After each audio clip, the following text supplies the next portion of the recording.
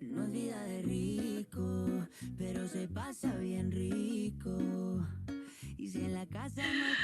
Good afternoon, everyone, and welcome. My name is Tiffany O'Neill, and I'm the Executive Director for the Sonoma State University Alumni Association. We're really excited to have this conversation and to have you joining us today. We have 5 amazing Sonoma State alumni. This is one of our favorite things we do every year. I'm excited for you to learn the impact Sonoma State has had on each of them during their time as a student, as well as what they're currently up to and the contributions they're making in their communities. We're proud to be honoring and recognizing Latinx Heritage Month through this event and conversation. Today's event is being recorded. We have everyone who's joining us on mute during today's event. As you think of questions for our speakers, feel free to drop them into the chat feature. Our facilitator, Bianca, will be monitoring the chat, and we'll try to include them throughout the conversation. The mission of the Alumni Association at Sonoma State is to foster, renew, and enhance the relationship between our alumni and Sonoma State University, and we are committed to providing service to Sonoma State University alumni, as well as providing opportunities for alumni to volunteer, participate, and support the advancement of Sonoma State. At this time, I'm honored to introduce you to our moderator for today's conversation, Bianca Rose.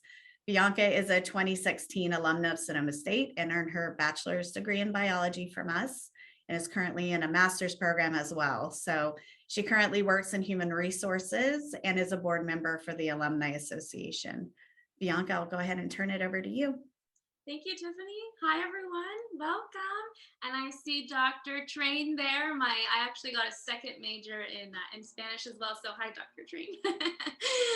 Thank you, everyone, for joining us today. I'm so excited. As Tiffany mentioned, this is one of our favorite events we do every year. And I'm so excited for the amazing panelists that are here today and for the wonderful audience. So again, don't forget, if you have any questions for our panelists, go ahead and drop them in the chat and we'll do our best to get to them.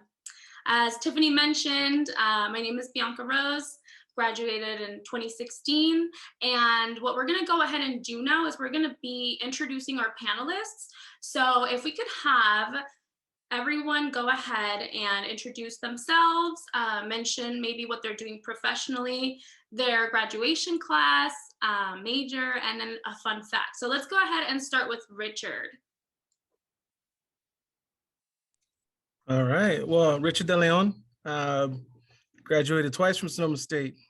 First in 2005 with a bachelor's in Chicano Latino Studies and a minor in Spanish.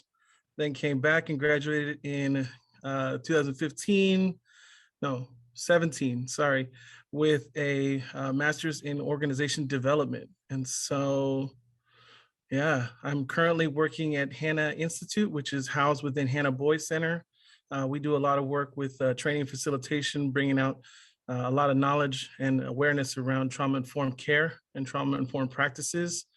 And fun fact, I love cycling. So you'll find me out in Marin or Sonoma County with a tandem attachment with my little 6-year-old hanging on behind there with his little helmet, riding bikes all over the place on the weekends.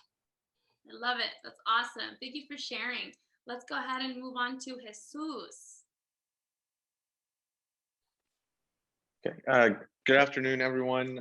Jesus Guzman, graduated class of 2015 from the did a liberal studies major there at the Hutchins School. And I'm currently the director of community services with Corazon Healdsburg, working with Latinx families here in northern Sonoma County.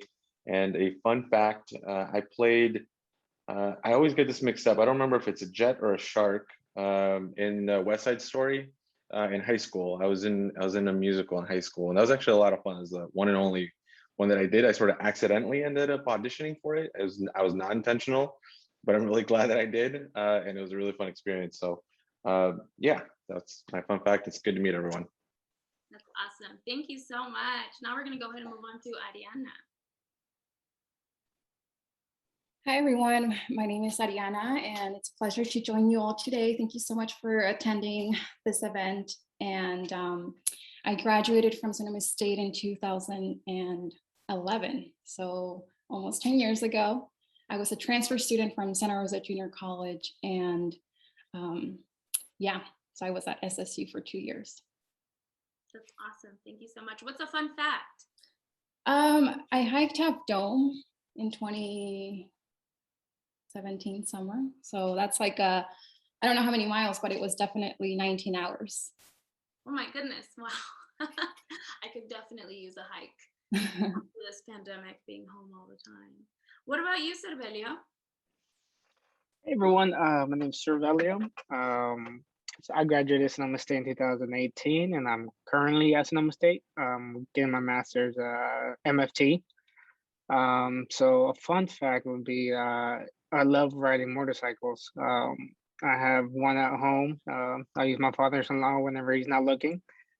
So that's my little fun fact. Thank you. Thank you. And what about you, Monica? Hello, everyone. My name is Monica Cornejo. I graduated from Sonoma State University in 2017. I'm currently a doctoral candidate at the University of California in Santa Barbara in the Department of Communication, and I will complete my degree next June, so that's very exciting. A fun fact about me is that I've actually written and published a children's book on the experiences of being undocumented. Wow, that's impressive. Thank you so much. All right, well, there you have it. These are amazing panelists today who are here to talk about their journeys, their backgrounds, what they're doing in the community. So again, feel free to type any kind of question you may have in the chat. We'll do our best to get to it. And let's go ahead and start with our first question. And we'll go ahead and start with you again, Richard. What brought you to SSU?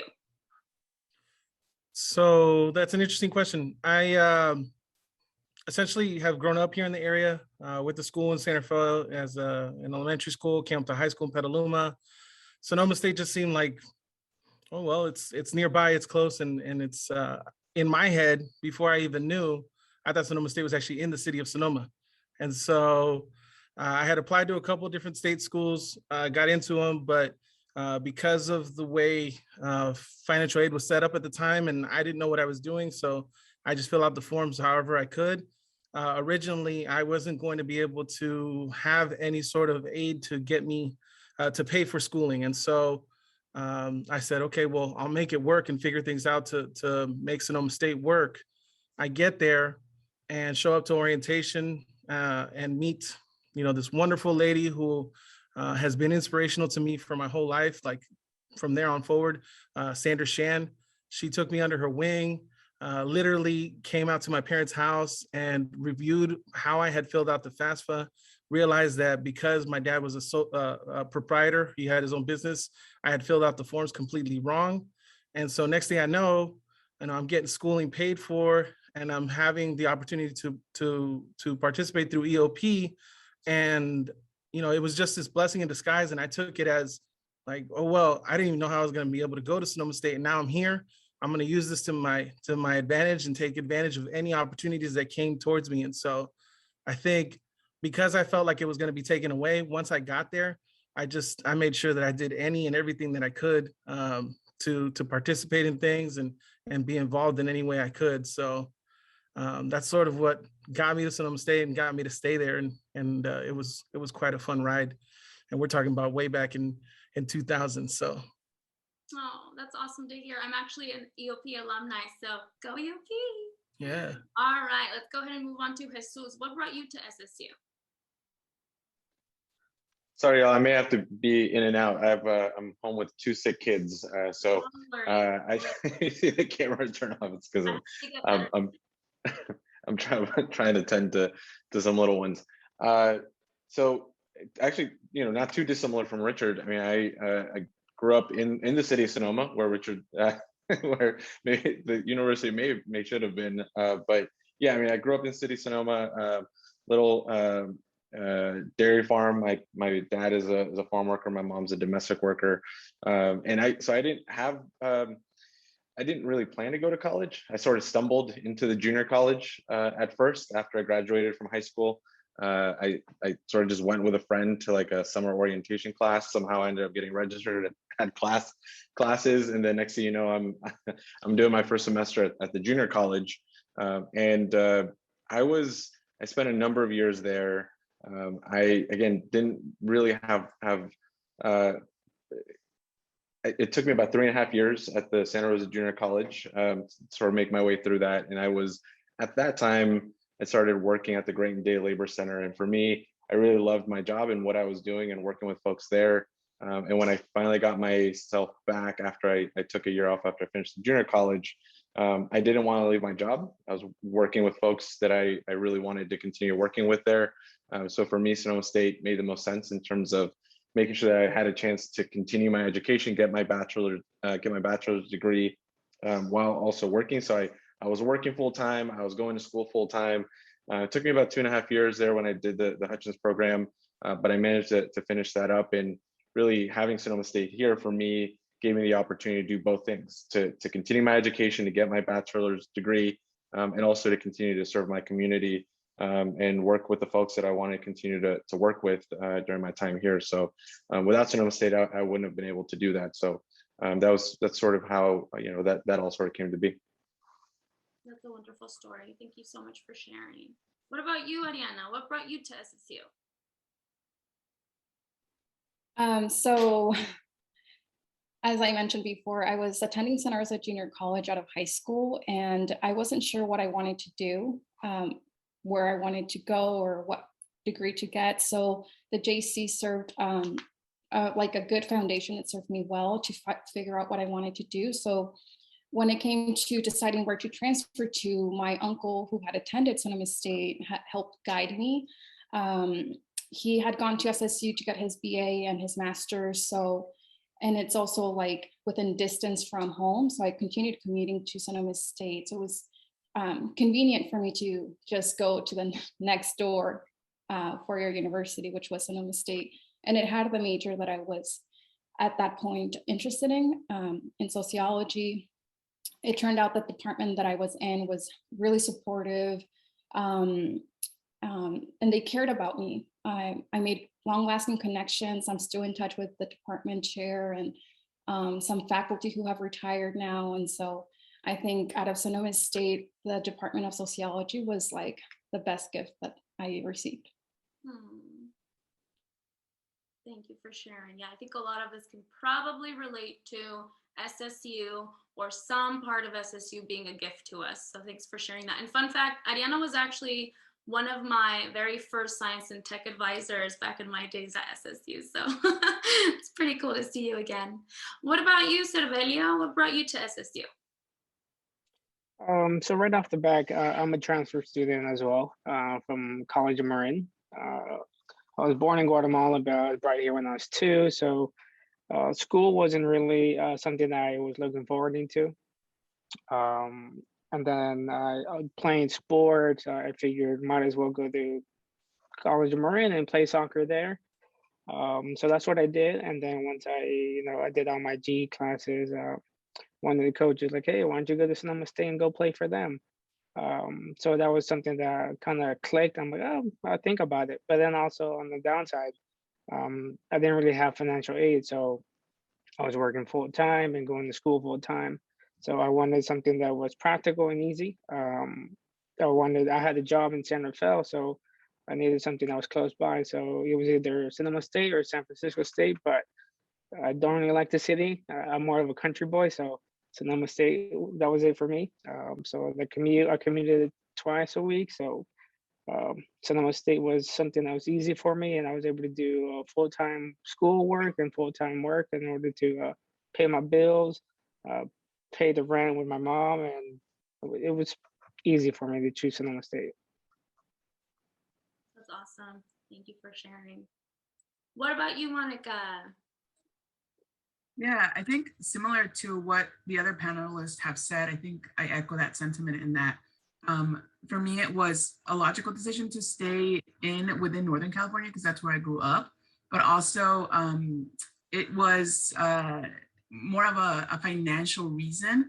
I'm one of 5 children, so I still helped out in my family. I still had external responsibilities. So going at Sonoma State really allowed me to commute back and forth. Which is, it's something that I hear from the other panelists as well as I'm sure other students who are on the call. Got it. Thank you so much. All right. Well, now that we've gone over why everyone, ended up at SSU, let's go ahead and jump into our next question, which is to please share how your experience at SSU prepared you for your professional career currently. Would anybody like to share? How about you, Richard? Sure. Yeah. I think back to my undergrad experience. Like I mentioned, I took the opportunity to get involved in any and everything I could. Starting from the get-go, I took advantage of the I want to say it's like the work-life funds that they give you. So like the school gets paid for part of the time that I'm working on campus. And so I was working right there in the EOP office from the get-go. From there, I got involved with all the summer orientation work. I was also a peer mentor for a summer orientation class throughout the fall semester. Participated within my fraternity, Nu Alpha Kappa, in different roles there. At one point, I got to be I was elected the vice president for within the student government. That was a pretty fun experience because you got to meet students from all over the state as well. Like I mentioned, I mean, I really took advantage of every opportunity that came my direction to say like, okay, well, I don't know what I'm doing, but I'll figure it out. So it allowed me to take on all these different leadership roles, which in some ways was part of the reason why I ended up starting the work that I did, because I was essentially recruited to go work at a bank. And I was like, okay, well, it's a job. And at this point, I didn't really have any other like direct opportunities at that point. That kind of took me a particular route that I was like, okay, well, this is work. And that's why I actually ended up going back to Sonoma State, because I was like, I really want to do something that's fulfilling. That's something that, at the end of the day, I feel like I've, catered to all the stuff that I learned while I was in undergrad, and also feel like I'm making a difference and creating a legacy, and providing that service that I didn't have as a kid, that my parents didn't have when I was a kid, because and I heard it through a couple of folks here. It's like we just kind of stumbled into things. Like our family didn't know how to, get us prepared to go to the university, and so, we had to keep asking the right questions and keep kind of getting lucky and meeting the right mentors to get us to that next stage. So when I went back to school, I really wanted to focus on, whatever I did next was going to be somewhere where I was going to be helping out my community. I was very fortunate to be able to start up with an organization that was just starting to do work in community. And so I became sort of their face for a lot of the work that we were doing with the Latino community, con la comunidad latina. And, it's been a great experience. And I think back to the fact that undergrad experience really became the stepping stone to prepare me to do some of the work that I'm doing now. And luckily, a lot of the folks that I met while I was an undergrad, they're now leaders and movers and shakers within the community. And I'm like, well, you guys are like 10 years ahead of me, but here I come, and let me connect with you all and collaborate with you, and we can all do good. And so it's been a really fun experience. That's awesome. Thank you. Anybody else from the panel have any more insight to share about what their experiences at SSU prepared them for in terms of success professionally currently?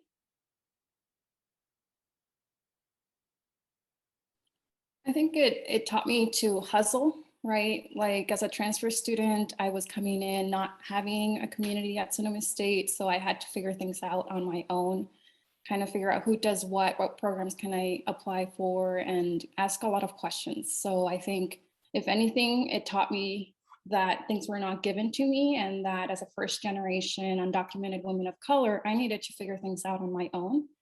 And those skills I have transferred everywhere else. So I think eventually it led me to, applying to Harvard University, getting accepted, and then eventually getting accepted into the PhD program in higher education administration and policy that I'm in currently. So I think my experiences at Sonoma State as a student and a staff member have taught me that I need to hustle, and that, I've seen the ins and outs of the university and how it works or doesn't work. So that inspired me to pursue this higher education administration and policy degree. Wow, thank you for sharing that. Are there any aspects that SSU may not have prepared you for professionally?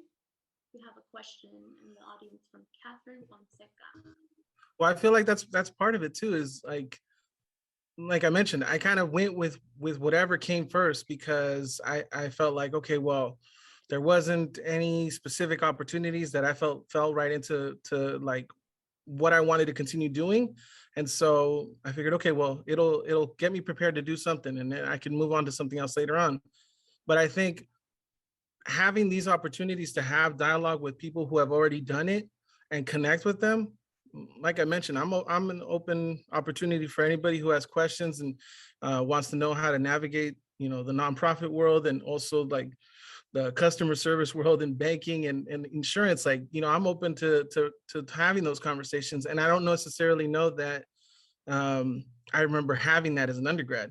So I think opportunities like this are spectacular, because it gives that opportunity to have those informal mentors who can tell you, like, you may decide this is what you want to do, but here was my experience, and then, do what makes sense for you. Right. Thank you. Thank you. Yeah, I think adding on to, I think that's a very important and fair question to ask. But I do think that I guess the answer to that question is that there is no such thing as one university that can prepare you for everything.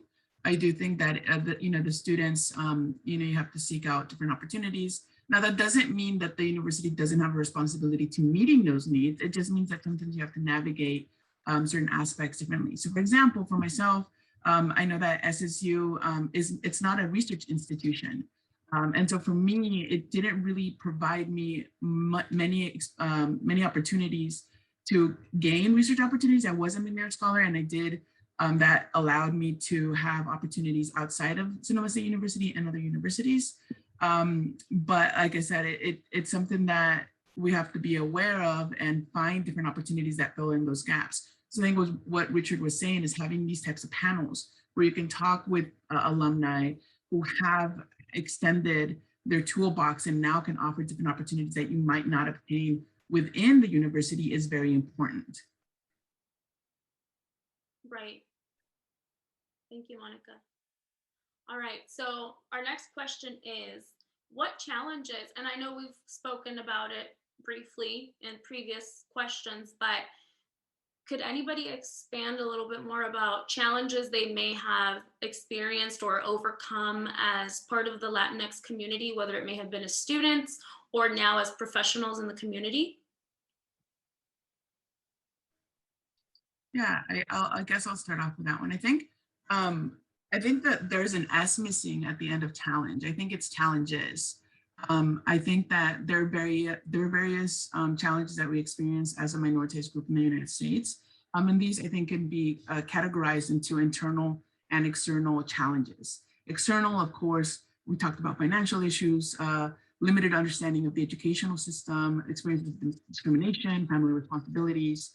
And internal, I'm sure that the other panelists, as well as the other students in this video call, have experienced some sort of level of imposter syndrome, or feeling like you don't belong, or that you are not good enough to be in the location that you're at. So I guess those are some of the challenges that I've experienced, and I'm sure many of you have experienced. I don't think that I've overcome necessarily all of them, because some of these challenges are more systematic. But there, like I said earlier, there are ways to mitigate these challenges and ensure that we have the tools necessary to succeed. Right, exactly. Thank you. Anybody else who wants to share about challenges they've overcome as part of the Latinx community during their time as a student or now professionally? I'd say that when I was a student, there was a lack, I don't know how demographics are right now at Sonoma State, but there was a lack of diversity among the faculties. So I was sharing this before we started the recording and this event, that I'm super excited and enjoying my program right now at UC Riverside, because it's very diverse, because I have faculty of color teaching me about critical race theory, teaching me about different topics that I did not, get exposed at Sonoma State as an undergrad. Again, this was 10 years ago.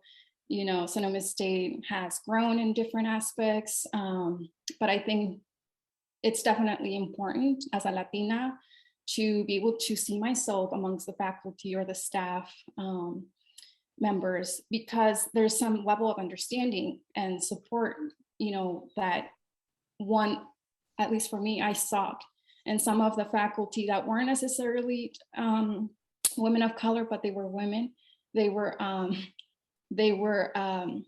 took the time to get to know me and to get to understand what it meant to be an immigrant, what it meant to be undocumented at the time, what resources could I access, and they referred me to some. So that in itself was a great help, but it takes a different level of support and level of care that, I can't speak for all the departments or all the faculty, but I think that was pivotal at the time that I was there. Right. Absolutely. Thank you, Ariana. Go ahead, Richard. Jesus, sorry. Go ahead, Jesus. Well, I guess I'll just sort of get to the brass tacks of it for me, which was just and be real with that. For me in 2014, like I struggled just to pay for college. I was at the time and still I'm undocumented, and for me that meant a lot of the programs and financial assistance I was ineligible for. I couldn't take out a loan, so I ended up having to figure out how to pay for college basically out of pocket. That was me working full time, trying to go to school. And at one point in 2014, I ended up taking on a second job.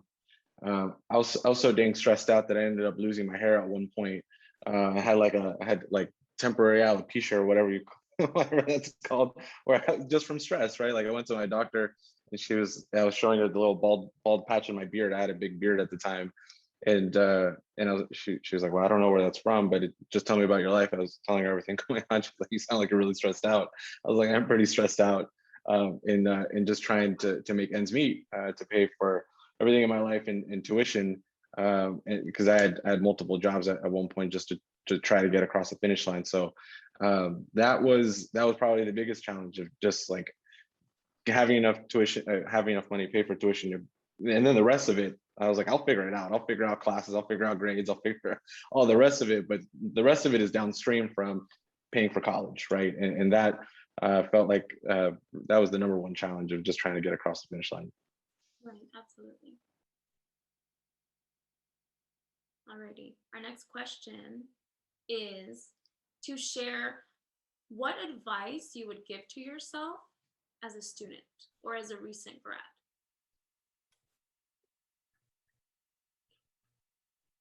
Yeah, I guess I'll chime in again, and I think it also fits into that area of what Monica was saying a moment ago, and that imposter syndrome, and that getting to that next level. And there's two things there for me. Is one, as a student, you're there for a reason. You got here to this point for a reason. Make sure you take advantage of that. Make sure you keep it going, whatever it takes. I mean, I admire all of you all that have you guys are all telling stories about having to figure out how to pay for it. I mean, I'm still paying back for when I went to school, but that's an experience that I didn't have to go through. But it's students are just kind of making it happen. They're figuring out how to do it. And so my main advice is, if you're there, take advantage of everything that you can, do what you can to make sure that school's being paid for, that you're getting the grades that you need to. C's get degrees. Do what you got to do to get through the university. I mean, obviously you want to do better than that, but there's always a fun joke that me and my classmate had in the OD program. I mean, we didn't get C's, but it was our ongoing joke.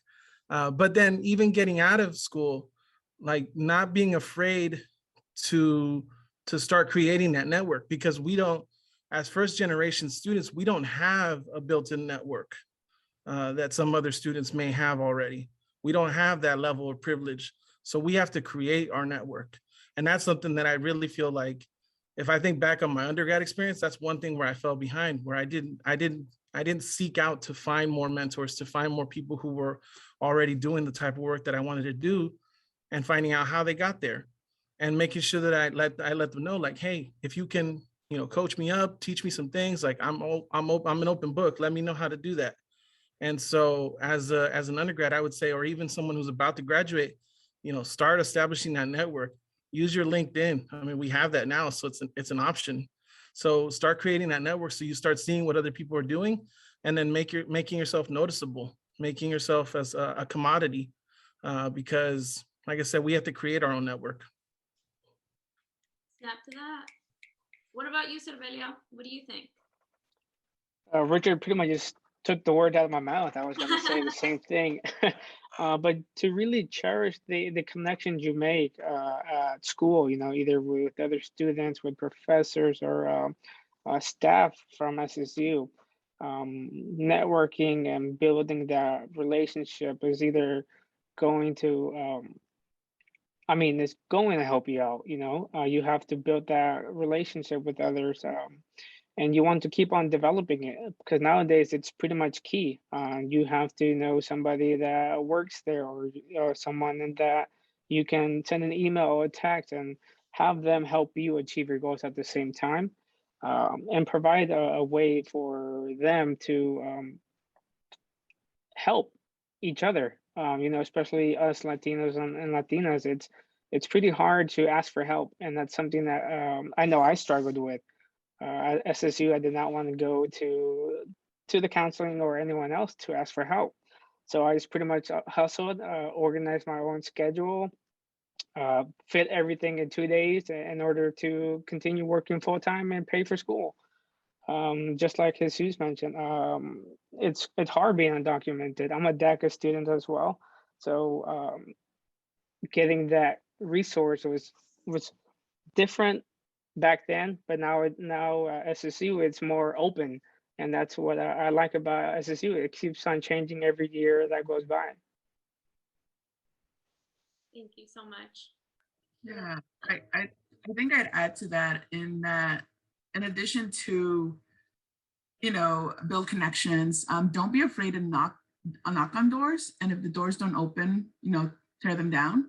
And I think that's important, that we take some of our own efficacy in building the resources and the connections that we don't have because of our minority status. So for example, at Sonoma State University, for a long time, there wasn't an undocumented student center, although there were various undocumented students on campus. And so through the leadership of undocumented students on campus, now we have a center. And this shows how much power we have as students, and that we shouldn't solely depend on others, but also understand that we have the power ourselves to make our own change. Absolutely. Thank you. Anybody else? I'll just echo some of the sentiments. I mean, use office hours. Like those office hours, I feel like a lot of professors will often sit there with the door open and waiting for folks to walk in. Be that person that walks in, right? Like I feel like I've had probably my best learning opportunities. I mean, yeah, sometimes they happen during class, but I feel like the one-on-one conversations that I had with my professors, Daniel Malpica from Chicano Studies was a mentor of mine that I was tremendously appreciative of his time. Dr. Mariana Martinez, who's on the call here as well, was a wonderful resource during her time there at Sonoma State as well. And so, but this all came about of just like sitting down, using those office hours and talking to folks, and they are just a tremendous resource that I can't thank them enough for the influence, the doors that they opened, right? Because they opened their door for you to come in and use those office hours, but then they're also the ones that are opening other doors for us as well. So just a lot of love, big shout out to them, and really those office hours, really got to take those seriously and use them. That for me, that was a huge resource. I think it also pulls at the heartstring of the teacher, because I remember my freshman year, there was this I think like theater history class that I thought, oh, it won't be hard, it's theater. That thing was killer. But I kept showing up to his office hours and just sitting there in front of his office and like asking questions. And some of the stuff I understood, a lot of it I didn't. And so I feel like there was a little bit of an E for effort put in there for me. But yeah, I think with all professors, that I think when I think of the professors that have impacted me the most, it's those who you could tell that they were there because they wanted to make a difference in, all of these young minds that are coming in there. I think of Patricia Quinrajal, amazing. And again, I was actually going to give Mariana a shout out too. Doctora, we were undergrads together, and so having you there as a collaborative partner when I was coming in as a freshman was such a great experience. So just the people that you meet, you'd be surprised how long they stay in your lives. Absolutely. Thank you so much. All right, our next question is, can you please share what you do professionally and where you see yourself in 3 to 5 years from now? Let's go ahead. And Monica, do you want to start? Sure. So what we do professionally and where we see ourselves in 3 to 5 years, correct? Yes, please. Okay, correct. So I'm currently, as I mentioned at the beginning of the call, I'm a doctoral candidate at UCSB. My work entails, there is some teaching, but largely research. My research focuses on undocumented immigrants and the barriers that they experience through their status, as well as how they can use various communication messages to mitigate those barriers and inequities.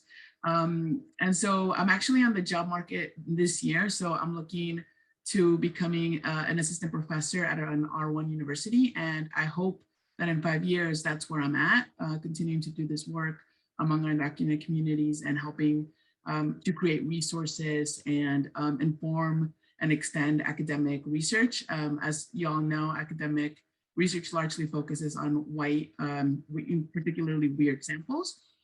So I'm hoping that my research can help, contribute to the expansion of that resources. Manifest it into the universe. Who else wants to share? Cervelio, what do you think? So right now I work for Community Action Marin. I work with folks who are homeless and with mental health issues. So the plan right now is to finish grad school, get my MFT license, and going back to the clinic where my mom used to take me for checkups, dental work, physicals, and work there. Help folks with trying to reduce that negative stigma of mental health and help families, individuals with family dilemmas also. And also to give back to the community where I grew up.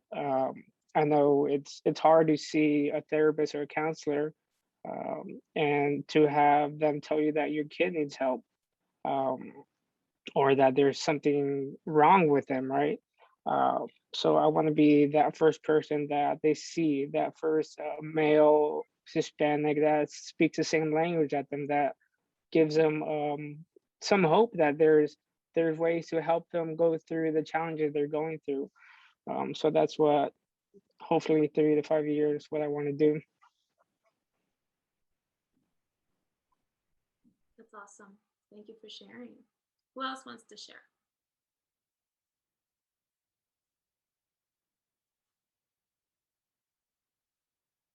Richard, do you have anything to add? I feel like I've talked too much, so I was trying to hold back. No, we love it. I want to hear from everyone. So. Yeah, I mean, 3 to 5 years. I mean, I'm actually currently starting up a new role within our organization. I'm going to be doing our grants and programs managing. So managing all the grants that we have coming in. It'll allow my OD brain to really start, clicking. And when I say OD, organization development and creating systems that'll really help us kind of track the work that we're doing and making sure that we're meeting the deliverables that we're setting out. And luckily within that, I also still am going to get to do a lot of the passionate work that I get to do within community. So I'm very fortunate that I'm going to have that flexibility to still be able to do that. Technically, I'm currently doing both things, and I'm really excited to continue making the connections out there. And like I mentioned, I think I've been meeting a lot of youth because I've been doing a lot of work with youth in high school. and just inspired by their, their level of appreciation and their level of consciousness of how important it is to be, it's not just about being healthy physically, it's also about being mentally prepared for, moments when things aren't going to go exactly the way you planned. And so being able to create those resiliency practices that will really help them in the future. And so I've had the opportunity to see from different spectrums of age groups, and I feel like this next generation of Latinx leaders are going to be the ones that really move the barometer to the next level. So 3 to 5 years from now, I'm hoping to be able to learn from them. Oh, and you will.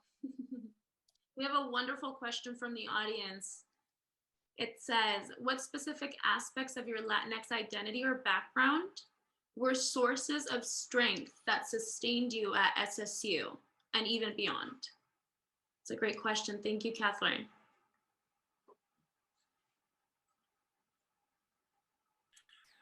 I mean, I feel like based on what I've heard, I had the most experience actually being an undergrad and being on campus, because I was there 7 days a week, basically. A lot of times sleeping in the dorms as well with all of my friends. But just like I created like this little mini community, because at the time we weren't an HSI school, we weren't a Hispanic serving institution, and so we were, I don't know what it looks like now, but we were back then a very small population of Latinx students, and those who stuck around, because I'm not gonna lie, there was a lot of kids that after the first year they weren't able to stay around at Sonoma State, and it was hard to see, because you wanted to see those people be successful as well. But those of us who stayed around, like I felt like we just we came in closer, we supported each other even more, and it was this like really cool community that like I mentioned, 20 years later, I'm still connected to a lot of those folks. Right. Thank you. And I believe, Jesus, were you going to share, related to question 5, what you were doing professionally and where you see yourself in 3 to 5 years? I apologize if I missed that. No, that's okay. That's what I sort of had on my mind as well, which is that, I sort of been doing a lot of this thinking recently as well, 3 to 5 years out, and sort of what the last 3 to 5 years have looked like for me as well. And I graduated Sonoma State. I got a chance through some of the support and that Dr. Maria Martinez and some of us, having been McNair scholars, got a chance to go to grad school, went to Berkeley, got my master's in public policy, got a chance to use that degree and worked at a research institute called Policy Link. We worked close. I did a lot of work with Boys and Men of Color initiatives with the Obama Foundation. And a lot of that work was sort of national and state level advocacy work, right? Working on education policy, criminal justice reform policy work that impacted boys and men of color. And for me, I mean, that was really rewarding work, but I wanted, having been sort of really grounded in my community here, being from Sonoma County, having gone to the JC, being at Sonoma State, and having really so many relationships here, I wanted to come back and continue doing this work here. I came back about 2 years ago and was working with an affordable housing advocacy organization that just started up, but I joined Corazon not long ago. And this week, one of the sort of the initiatives is I think about sort of the next 3 to 5 years. That was sort of before what sort of brought me back and working in community here and sort of deepening this work that we're doing at Corazon Healdsburg, was that this week we just got an opportunity to work with the city. We'd been doing some advocacy work to secure some of the federal dollars that the federal government had allocated to local cities and counties. And we had worked with the city to put some of that money aside for a universal basic income program that we'll be managing and implementing, and it's going to be targeted for low-income pregnant moms. That's I don't know if folks can hear my little one in the back asking about markers, but we're really excited about this program, right? Because for families, for lower income families in northern Sonoma County, this is going to be an opportunity to provide an income floor that over the next year, these expecting mamas will be able to have a certainty of having every month that financial assistance that hopefully will be able to be an upstream investment to make really transformative change in people's lives. So it's those types of initiatives, those types of programs that I'm really excited about, that we're just sort of getting off the ground. We're working with moms right now to help design that program. So sort of what I see over the next 3 to 5 years is continuing to build out those types of programs for our folks here in the community. Wow, that's amazing. I can't wait to see all the amazing things they're all going to do. And to everyone in the audience, remember these people's names, because, you know, talking about network and reaching out and, you know, figuring out how you can be an asset and how people could help you. Just keep that in mind. Ariana, what about you? What do you do professionally currently, and where do you see yourself in 3 to 5 years? Well, I'll be in my PhD program, hopefully finishing up, if not already. But I hope at that point, applying for jobs at a community college or 4-year institution to be some sort of administrator in higher education. So that's kind of what I'm leading towards right now, but it may change depending on my research and my classes and my program. Thank you, Ariana. All right, so we have a little bit of time left. Let's see. Let's go back to the last question, which was really great, about what aspects about your Latinx community or, you know, background or identity helped you stay strong during your journey at SSU and beyond? I think I had familial capital. So I had the support of my family. I'm the oldest of 5 siblings. I'm part of a mixed status family. Having their support throughout my undergrad experience and encouraging me to go to college, to encourage me to, you know, they weren't able to provide me with the information or answer my questions or guide me, but, you know, I learned from them, you know, how to be resourceful, how to advocate for myself, and to aspire, right? If I have the goal and the dream to be successful or to aspire to be someone or something down in the future, that I could do it. So that familial capital definitely supported me throughout my undergrad, my experience at Sonoma State and beyond. That's awesome. Who else? We've got tons of assets in the Latinx community, so we should be hearing one from everyone now. Just kidding. I think of, as you were talking again, I was thinking of the fact that not too long ago here in Sonoma Valley, we brought Dolores Huerta, and how at like almost 90, because at that point she was almost 90, she literally hung out with us from early morning, 7 in the morning.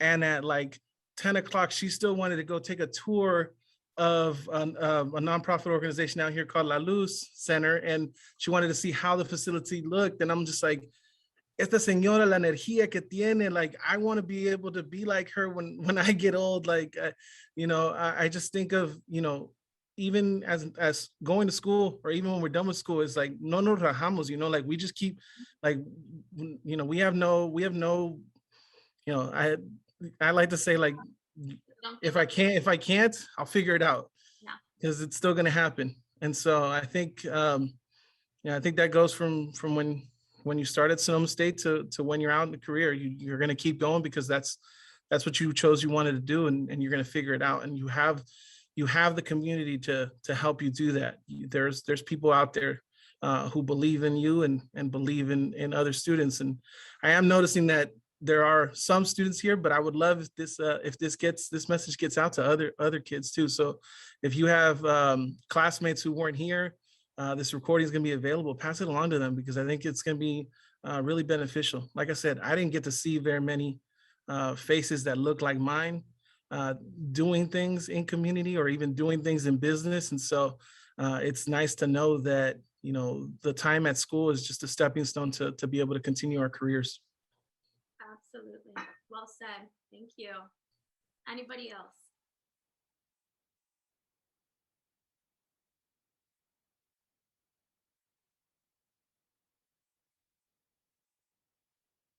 I agree with you, Richard. We make it work. We figure it out. People are always out there to see how they can help. So I love that. Thank you. All right. Our next question is, how did you know that you found the right calling? When did you know? I guess I can start that. Okay. So for me, the right calling stemmed from my experiences growing up with a single parent mom at a very young age. Just my desire to help other people.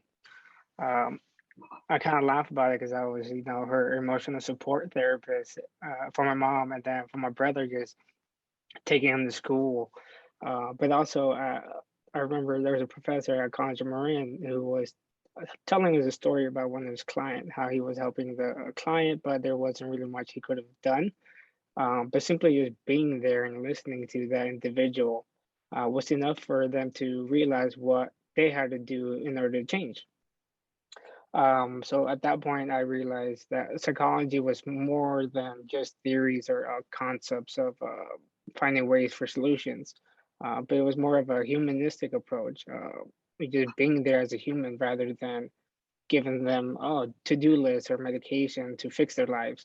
Um, so for me, at a young age, I wanted to help other people help themselves rather than having someone to tell you what to do or what to change in your life.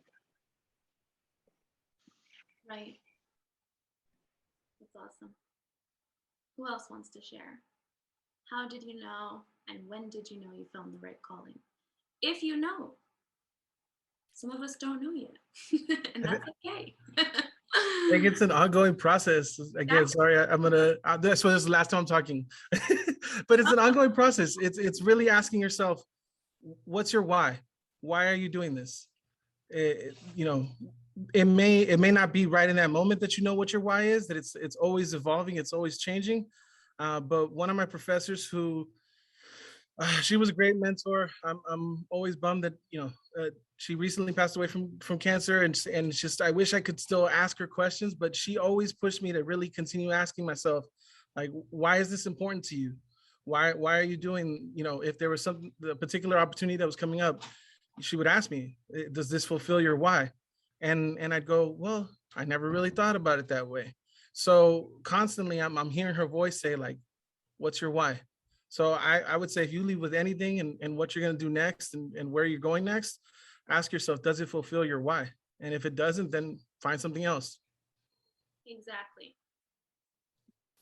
And I'd like to add to that it takes, great leaders in our community to, set the goals, set the bar high. Like I know some people on the call, like Pepe Gonzalez, Doctora Martinez, Mark, thank you for inviting me to be part of this panel. Like different people in the community have served as mentors. So having their support, having them be available or be someone to look up to is definitely a great resource has been a great resource for me and in pushing forward, right? Because we come from similar communities or similar backgrounds, and it's just amazing to see us, keep going and keep growing. And I hope to be that person for someone for the next generation or to be a resource for other students. So like Richard said, please share this recording and know that I'm a resource in any way. Thank you so much. Yeah, I guess I'll just say something briefly. I guess for me, I knew that this was the right calling. For me, it was a very, particular instance where my research became applied and it moved beyond that of academia. And I think that was very important for me because it shows that, we can be in institutions of higher education in the ivory tower, quote unquote, and also try to help our community members. And so that moment was, so my advisor and I, Dr. Jennifer Cam at UCSB, and I'll just give this briefly, but the communication is a very new field and it's very white. So there isn't a lot of research that looks at minoritized communities or tries to create resources. But through her support, we co-founded an organization that distributes our findings out to undocumented student resource centers, universities and colleges on how to help undocumented immigrants. So I'll put the link in the chat box so y'all can have it and you can see some of our research findings and some of the things that we found help undocumented students, since that's been many of our lived experiences, if not everyone's. And that way you can also give back to your students, and you can also inform yourselves on how to do that. Thank you so much. Yes, if anybody from the audience would like to connect with any of our panelists afterward, feel free to reach out to Tiffany, and then Tiffany can go ahead and connect the student or alumni or whomever it may be, if that's okay with the panelists, of course. It sounds like it's okay. But yeah, we've also placed different links to our social media for the Alumni Association, so feel free to check us out. And I'm so sorry I cut you off. Jesus, were you going to answer when you found your calling or how you knew you found it? No, you didn't cut me off. I wasn't, but I guess I can add to it, which is, I guess I was thinking that in terms of sort of finding the right calling, yeah, I agree with Richard. It's sort of it's an iterative process. It's sort of constantly a journey of discovery. But for me, it's sort of what happens in the morning, which is, do I feel, does what I'm doing make me want to get out of bed, or does it make me want to pull the bed covers over my head? And if it makes me want to pull the bed covers over my head, I got to find something else to do. That has happened to me, right? But what I'm doing right now makes me want to get out of bed. I'm excited about what I'm doing. So that's what tells me, that's the indicator, right? That what I'm doing is the right thing to be doing. That's my calling. That may change in a year or two, but I'm getting out of bed right now and I'm excited about what I'm doing. So that's sort of my test. Thank you so much. Are there any last thoughts anybody would like to share? We have come to the end of our program, and we're so grateful for everyone's presence and participation. Thank you again so much to our amazing panelists for sharing their experiences and providing themselves as networks for us. Tiffany and the Alumni Office, thank you so much for putting this program together. We wish you a wonderful rest of Latinx Celebration Month, very productive week and a restful weekend. Take good care. We'll go ahead and end our program at this time.